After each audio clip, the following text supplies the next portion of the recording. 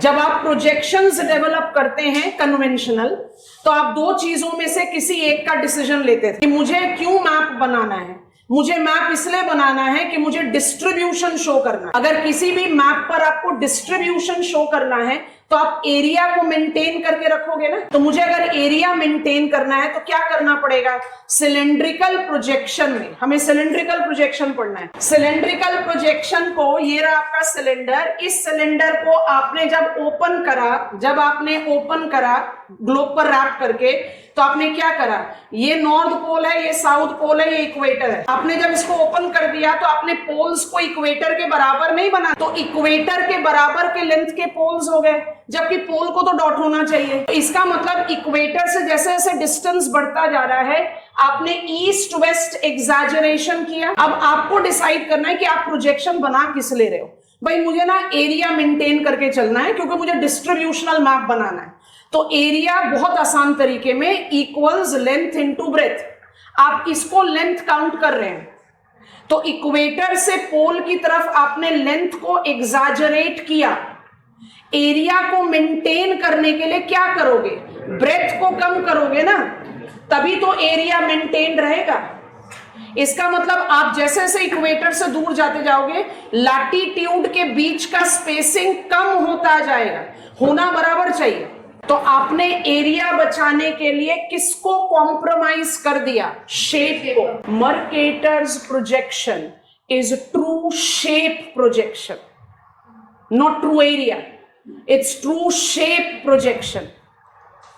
तो inevitable distortion of length, inevitable distortion of length towards pole will be matched with increasing distance of parallels towards pole।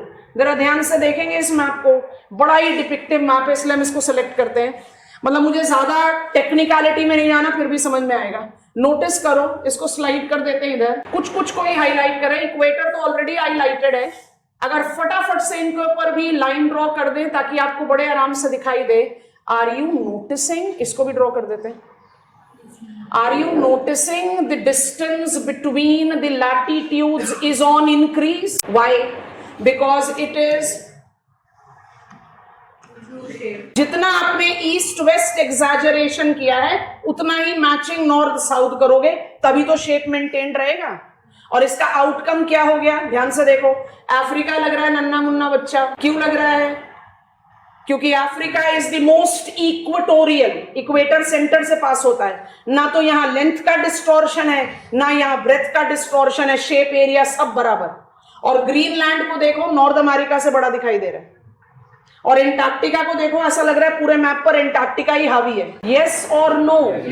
Yes. तो क्या criticism हुआ, ultimately criticism का point क्या हुआ, purposefully selected Mercator's projection, because by selecting Mercator's projection, simple cylindrical true shape projection, he could highlight कि उनका जो heartland है वो exponentially big and dominating in size. क्या logical criticism. Actually Mercator's projection is designated as, आज तक भी इस्तेमाल होता है। जो आप न्यूज़पेपर में देखते हो ना, आपके वेदर मैप आता है सेकंड थर्ड पेज में, वो आईएमडी जो इंडिया का मैप ड्रॉ करती है वो मर्केटर्स प्रोजेक्शन है। आज तक भी ट्रेड विंड मैप आपके सारे स्कूल एटलसेस में, oceanic current system map Mercator's projection है। Mercator's projection is utilized to demarcate on sea lines of communication, global trade route. तो एक ऐसा कन्वेंशनल प्रोजेक्शन है जो कभी खत्म ही नहीं हुआ, in spite of the fact that it has got some limitation, और it has been designated as par excellent 20th century projection. सारे के सारे कॉलोनियल कंट्रीज, नाम बताओ कोई भी एक। यूनाइटेड किंगडम, वही लॉजिक अपनाओ। यूनाइटेड किंगडम क्यों प्रेफर करता था मर्केटर्स प्रोजेक्शन, बड़ा दिखूंगा। कॉलोनियल कंट्रीज तो छोटे छोटे हैं ना, ट्रू शेप प्रोजेक्शन में आप अपने एरिया को थोड़ा बड़ा दिखा सकते हैं।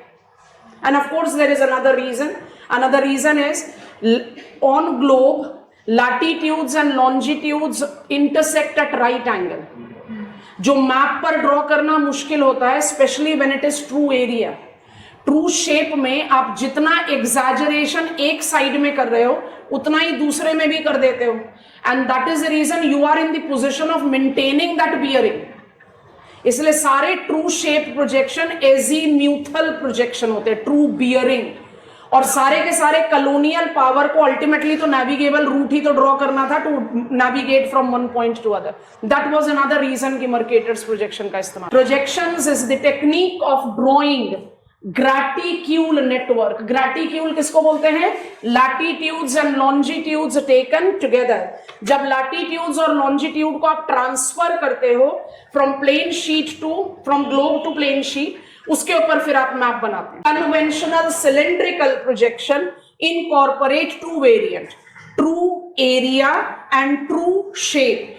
Mercator's projection is true shape, thus exponentially distorts area of a higher latitudinal region. दो चीजों में से किसी एक का डिसीजन लेते थे कि मुझे क्यों मैप बनाना है. मुझे मैप इसलिए बनाना है कि मुझे डिस्ट्रीब्यूशन शो करना है. अगर किसी भी मैप पर आपको डिस्ट्रीब्यूशन शो करना है तो आप एरिया को मेंटेन करके रखोगे ना. तो मुझे अगर एरिया मेंटेन करना है तो क्या करना पड़ेगा?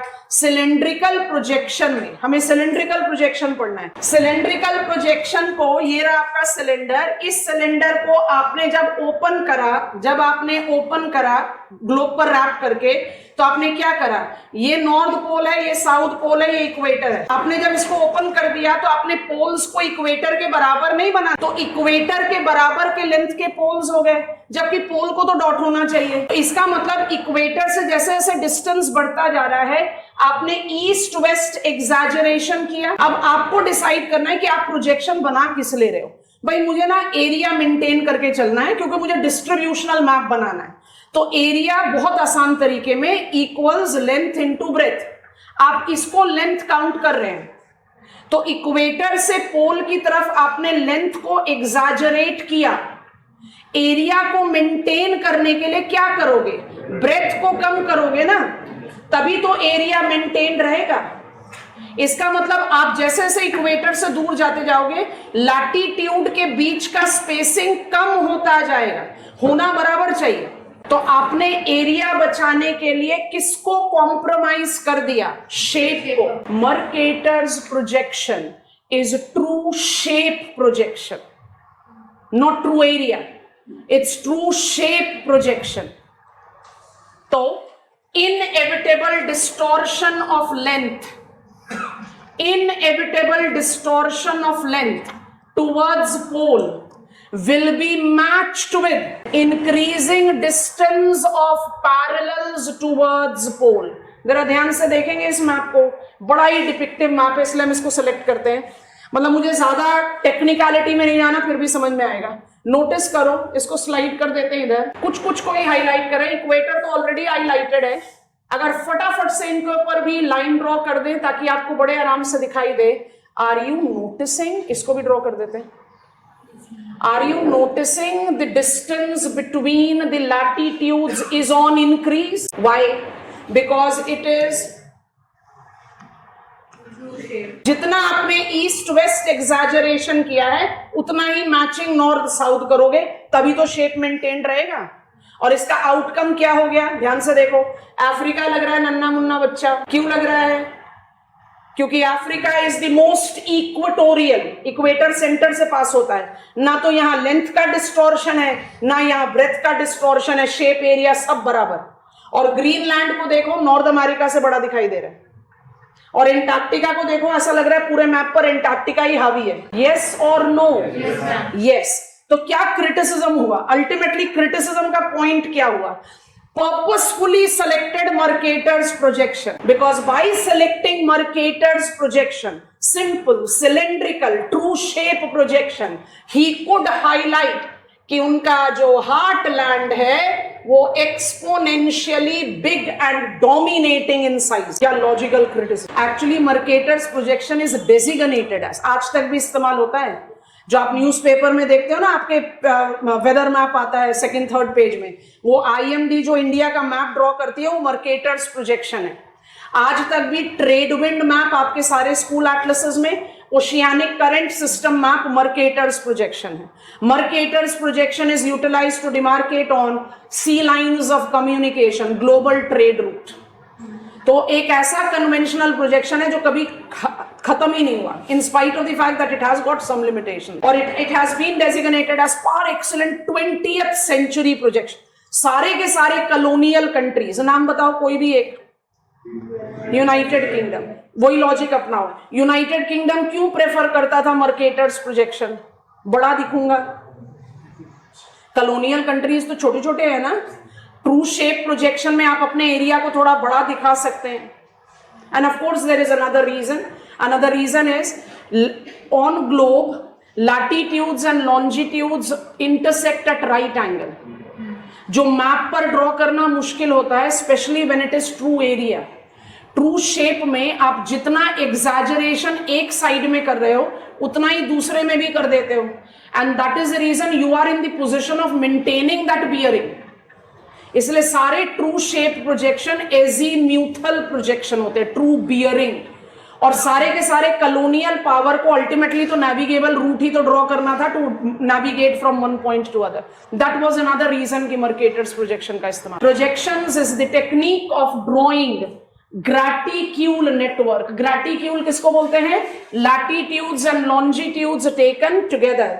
जब लैटिट्यूड्स और लॉन्जिट्यूड को आप ट्रांसफर करते हो from globe to plane sheet, उसके ऊपर फिर आप मैप बनाते हैं। Conventional cylindrical projection incorporate to variant, true area and true shape. Mercator's projection is true shape, thus exponentially distorts area of a higher latitudinal region.